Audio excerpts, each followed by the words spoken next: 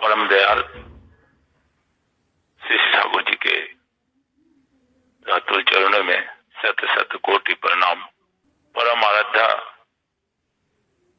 जगत जननी श्री बड़ोमा के रातुल चरणों में शत शत कोटि प्रणाम। परम पूज्यपाद श्री बरदा के श्री चरणों में शत शत कोटि प्रणाम। परम पूज्यपाद आचार्य देव के श्री चरणों में शत शत कोटि प्रणाम एवं ठाकुर परिवार के समस्त जनों के प्रति शत शत कोटि प्रणाम। साथ ही मैं अपनी समस्त श्रद्धा व निष्ठा अर्पित करता हूं और इस ऑनलाइन सत्संग भाद्र परिक्रमा के 6वें दिन समस्त प्रबुद्ध भक्तजन, भक्तिमती माताएं, सबको प्राणदित जय गुरु। सौभाग्य हम सबों का कि भाद्र परिक्रमा में एक साथ रायगढ़ सत्संग केंद्र के द्वारा परिचालित इस सत्संग में हम शामिल हो पाते हैं। उन्हीं की दया और उन्हीं की कृपा मात्र सही हम संजीव हो उठ इस सत्संग में अपनी सक्रिय भागीदारी दे पाते हैं। गत दिनों श्री ठाकुर जी के बाल्यकाल के बारे में ही हम कुछ चर्चाएं कर रहे थे। उसी क्रम में श्री बालक अनुकूल चंद्र जी का 3 वर्ष कंप्लीट हो चुका है और 4था वर्ष अभी भी नहीं आया है। इसी दरमियान जो बाल्यकाल में उनकी लीलाएं हुई है उसी संबंध में ही पिछले दिनों जो वे कारण पुरुष हैं, हर चीज में वो कारण जानना चाहते थे, उसी को हम कह रहे थे कि कोई भी चीज को देखने से ये कैसे हुआ, क्यों हुआ, कहां से होता है, क्या करते हैं, इस प्रकार के नाना विभिन्न प्रश्नों को उत्तर उनके माता पिता को, उनके घर के लोगों को देना पड़ता था। और यह सब कारण के जानने के लिए घर में प्रत्येक सदस्यों को हर समय जानना और सीखना पड़ता था ताकि वो बालक अनुकूल चंद्र जी के प्रश्नों का उत्तर वे दे सके। और बहुत विषय में वो जो ज्ञान रखते थे, पर्याप्त ज्ञान रखते थे, उसको वे संग्रहित करते थे इन लोगों से। तो परिवार के लोग भी हर प्रश्नों का उत्तर दे सके, इस कारण वे भी अपने ज्ञान वृद्धि के लिए नाना विभिन्न विषयों को जानने की कोशिश करते थे। मंदिर में जाकर शालिग्राम की मूर्ति को उठाकर वो ले आते बालक अनुकूल चंद्र जी और उनके माथे पे लगे चंदन को पोंछकर अपने माथे में लगा लेते थे। इस प्रकार की चंचलता, चपलता रहने पर भी लोग पूछने पर ये क्या कर रहे हो तो वे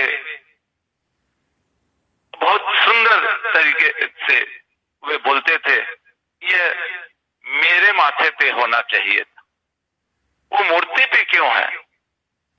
इस प्रकार की चंचलता के बावजूद भी बालक अनुकूल चंद्र जी हर किसी के लिए अति प्रिय हो उठे थे। शिवचंद्र चक्रवर्ती के घर के पास एक वैद्य रहते थे। एक दिन माता मनमोहनी देवी किसी काम में व्यस्त है।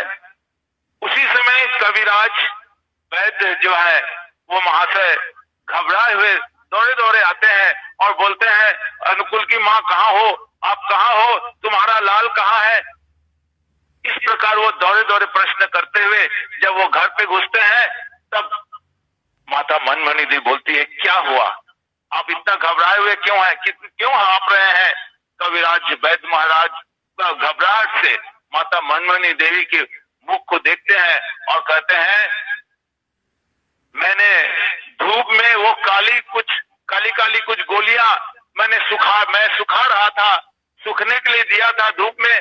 कहां से तुम्हारा ये नटखट लड़का दौड़ता हुआ आया और मुट्ठी में वो बहुत सारी गोलियों को, एक मुट्ठ गोलियों को लेकर वह चबा कर खा गया है। नजर पड़ते ही वो दौड़ के भाग गया है। मैं दौड़ता दौड़ता आया हूँ, बहुत चिंतित हूँ, उसे पकड़ नहीं सका। गोलियों में कितनी जो विष की गोलियां हैं, यह विष की गोलियों को अधिक यदि मात्रा में लिया जाए तो मनुष्य बचता नहीं है। इससे अधिक गोलियां वो खा लिया है, पता नहीं कहां दौड़ के भाग गया है। इतनी विपत्ति में मैं पड़ गया हूँ, मेरे को समझ में नहीं आ रहा है मैं क्या करूं। मेरे को आपको यहाँ पे खड़ी क्यों है? आप अपने गोपाल को, अपने अनुकूल को खोजिए, जरा सा बाहर निकलिए घर से और खोज के लाइए। मैं बहुत चिंतित हूँ, बहुत दुखी हो रहा हूँ, क्या पता नहीं क्या हो जाए इस समय। वैद्य कविराज बहुत दुखी हैं। माता मनमोहिनी देवी बहुत चिंतित हो उठी हैं और अपने पुत्र को खोजने के लिए निकलती हैं। कविराज महोदय इस मनोभाव से वे अपने घर लौट जाते हैं और वह अपने चिंता के कारण वो बैठे हैं एक जगह अपने घर पे। उसी समय माता मनमोहिनी देवी बालक अनुकूल को पकड़ कर लाती है और कहती है, ये स्वस्थ रूप से दौड़ रहा है, खेल रहा है। कविराज महोदय उन गोलियां जो खाई है उसे देखकर लड़के को सामने में, अनुकूल को सामने में लाकर वो देखते हैं तो बहुत स्वस्थ पाते हैं। ये विष की गोलियों को खाकर भी वो कुछ भी नहीं होता है उन्हें। तब कविराज महोदय थोड़ा स्वस्थ होते हैं, अपने आप में वो शांत होते हैं और कविराज महोदय बोलते हैं, बच गया, जान बच गया, भगवान ने ही इसकी रक्षा की है, अन्यथा जो क्या हो जाता क्या जाने। कविराज महोदय के मन में यह सोचते सोचते वो यह भी मन में आते हैं, ये विष क्या अमृत हो गया है उसके लिए, ये विष क्या अमृत हो गया है। बालक अनुकूल चंद्र जी मृदु मृदु हंस रहे हैं। धुरंधर शिशु जो उन्हें विष की गोलियों खाकर भी उन्हें कुछ नहीं होता है। सुशीला बोस माँ इस सारे वृतांत को सुनकर वो अवाक रह जाती है। सारा आसपास के गांव जुट जाते हैं, गांव के लोग जुट जाते हैं। इतना छोटा सा बालक जो कविराज वैद्य के द्वारा सुखाए हुए विष की गोलियां जो किसी रोग में काम आता है उसे वह खाकर हजम कर गया। तब सुशीला बोस माँ लक्ष्य करके, अपने पति को लक्ष्य करके, मुकुंद बोस उनके पति का नाम, वो मुकुंद बोस को लक्ष्य करके वो बोलते हैं, सुनते हैं, यह कोई साधारण बालक नहीं है, वह नीलकंठ है, अन्यथा इस प्रकार के उन गोलियों को हजम कैसे करता। आप लोग क्या कुछ समझते हैं इस बालक को, समझ रहे हैं इस बालक को? मुकुंद बोसदा अपनी स्त्री सुशीला बोसमा की बातों को सुनकर हंसने लगते हैं और थोड़ी देर चुप रहने के बाद बोलते हैं, हो सकता है तुम्हारा अनुमान सही हो सकता है तुम्हारा अनुमान सही हो, किंतु जिन्होंने इससे गर्भ में धारण किया और जिन्होंने जन्म दिया वे क्या सोचती हैं, वे क्या सोचती हैं। मुकुंद बोसदा बालक अनुकूल चंद्र जी के संबंध में वो कह रहे हैं। घर के नजदीक, मुकुंद बोसदा के घर के नजदीक उनके भतीजे हेमचंद्र का बाग बगीचा रहता है। सुंदर सा बाग है, वह अपने बाग बगीचे में सुंदर सुंदर फूल के पौधे लगाना, फूलों को के पेड़ को लगाना ये पसंद करते थे और बहुत सुंदर बगीचा बागवानी वो कर रहे हैं। घर के पास ही उनके पास जो बगीचे में बहुत सुंदर मनोरम दृश्य है उनके फुलवारी बगीचे में, और उस बगीचे को उसको देख रेख सर्वदा वो रंग बिरंगे फूलों से वो करके उसको देखते थे, बहुत प्रफुल्लित होते थे मन में, बहुत ध्यान से मन से वो बगीचे को लगाए थे। किंतु उनके में यह थी कि इस बगीचे में किसी को घुसने नहीं देते थे, फाटक को हर समय सर्वदा बंद करके रखते थे, और जिससे वहां कहीं कोई घुस के उसे सर्वनाश न करे, कोई फूल न तोड़े, और किसी को भी उस बगीचे से किसी भी तरीके के लिए, किसी भी कार्य के लिए भी कभी फूल वगैरह तोड़ने के लिए नहीं देते थे। इस कारण वो जो हेमचंद्र जी है वो हर किसी के लिए, आंखों के लिए कांटा की तरह, हर कोई उनके बगीचों को न जाए, ये इस कारण तो फूल तोड़ने नहीं देते थे, पूजा के लिए भी फूल तोड़ने नहीं देते थे, सिर्फ लगा के उसे देखने के लिए रखते थे। बालक अनुकूल चंद्र जी एक दिन उसके बगीचे में चुपके से घुस के सारा तहस नहस कर देते हैं फूल के बगीचे को।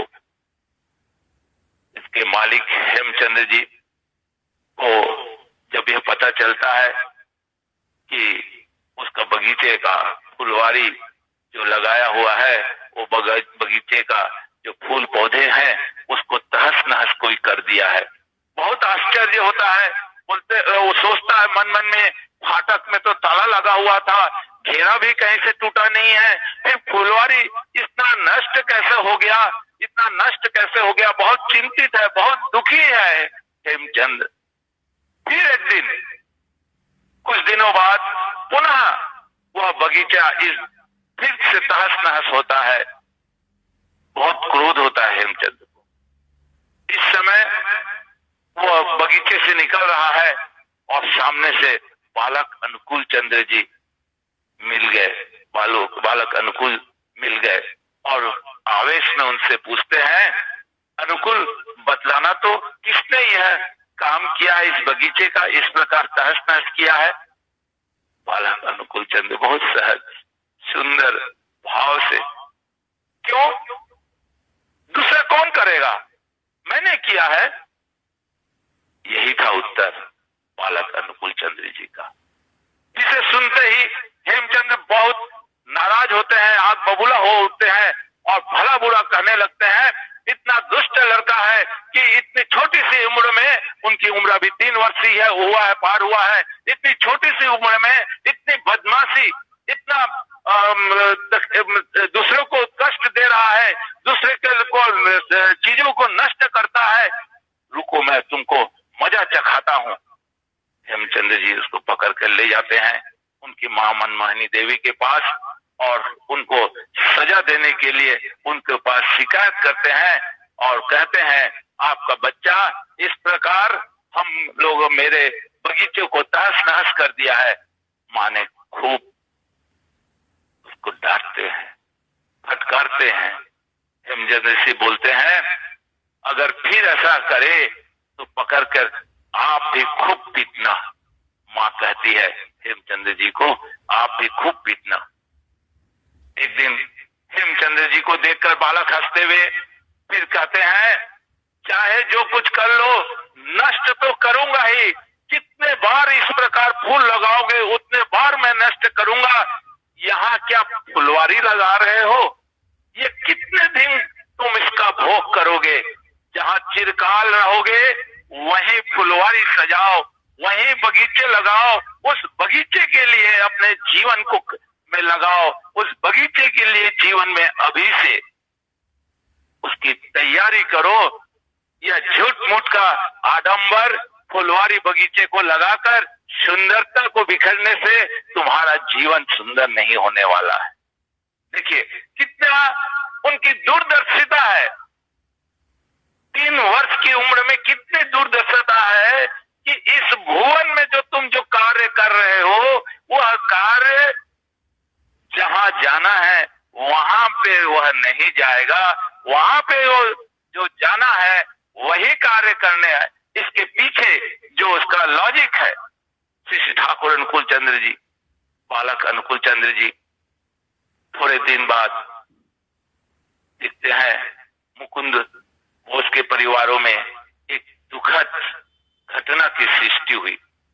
हेमचंद्र जी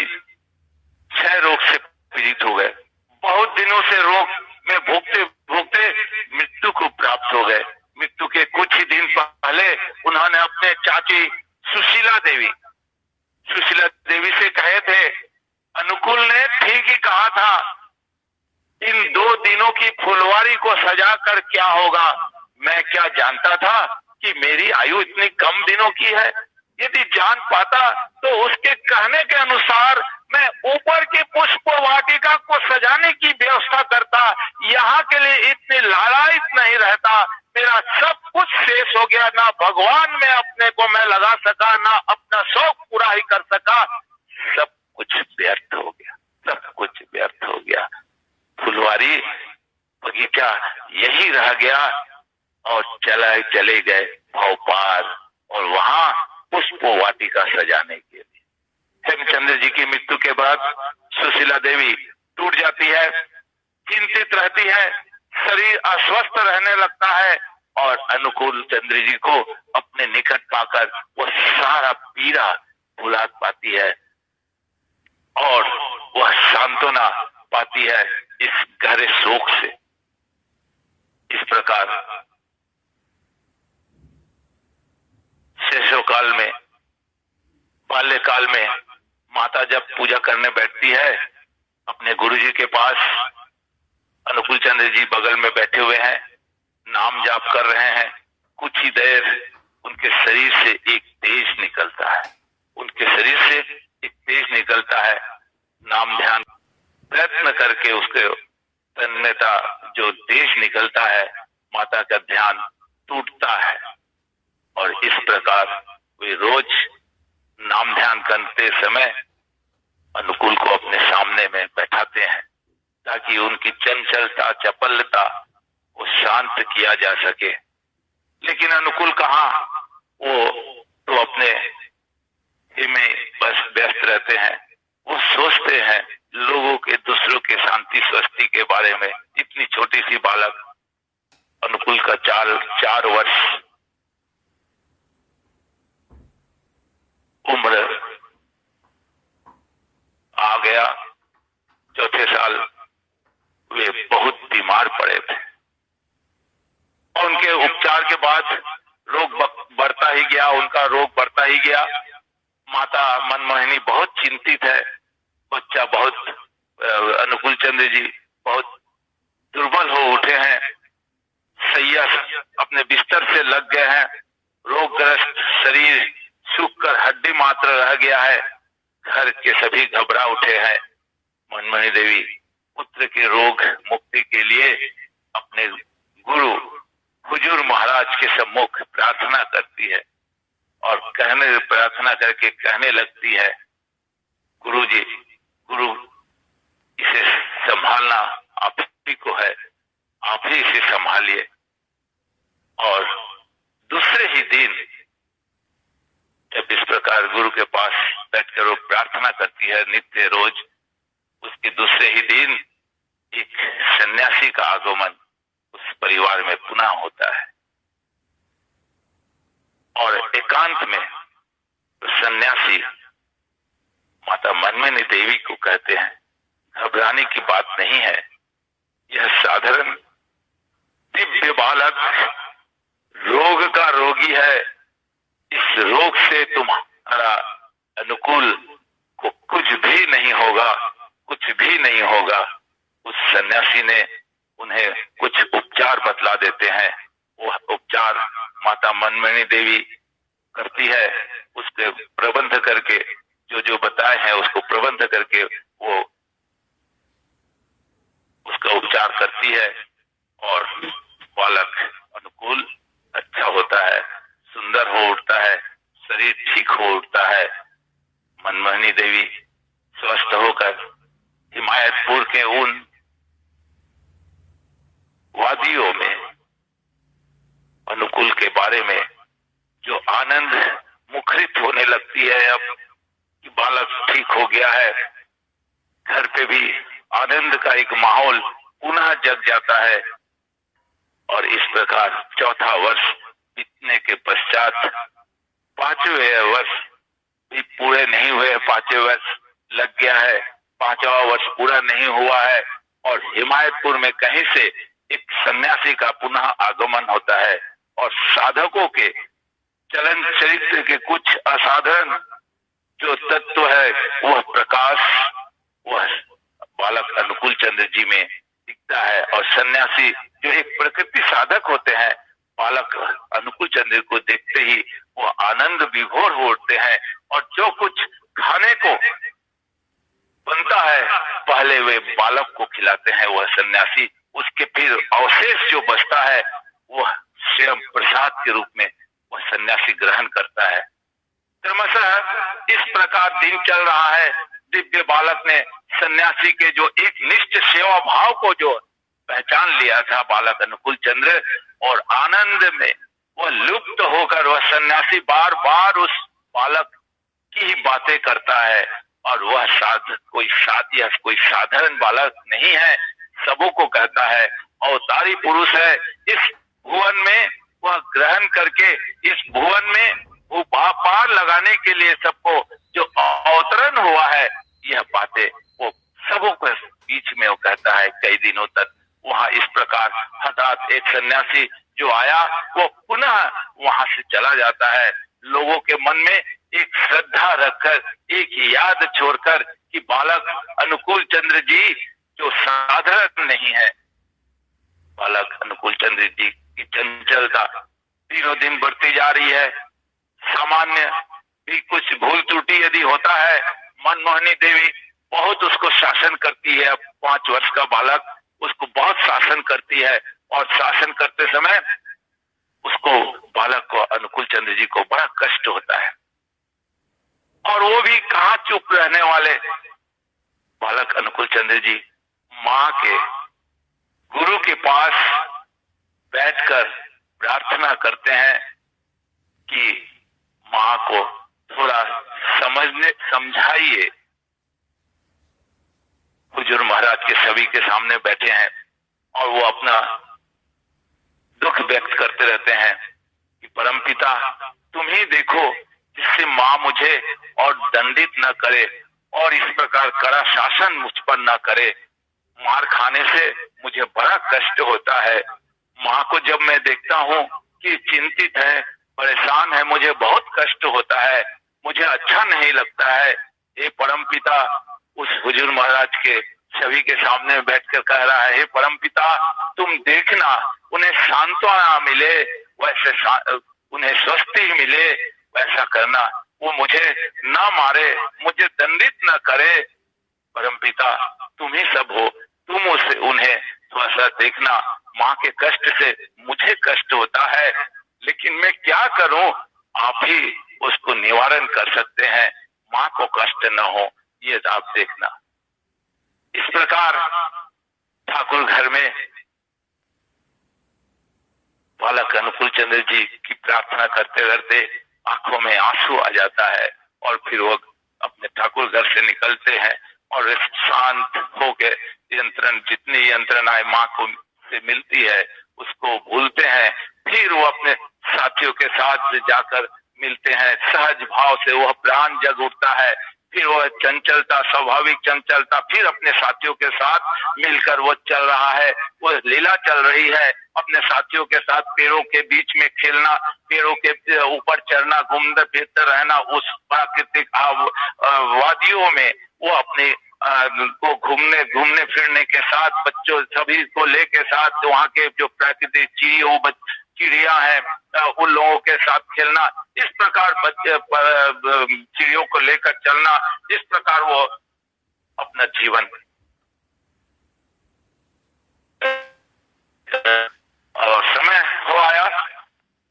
फिर समय मिलेगा तो आगे अभी 5 वर्ष का जो ये है लीलाएं है, ये समाप्त नहीं होता है यहाँ। और मैं आप सबको रामदित जय गुरु कहूंगा और फिर यदि समय हुआ फिर हम आगे की इसके आगे बढ़ाएंगे। जय गुरु, सबको जय गुरु।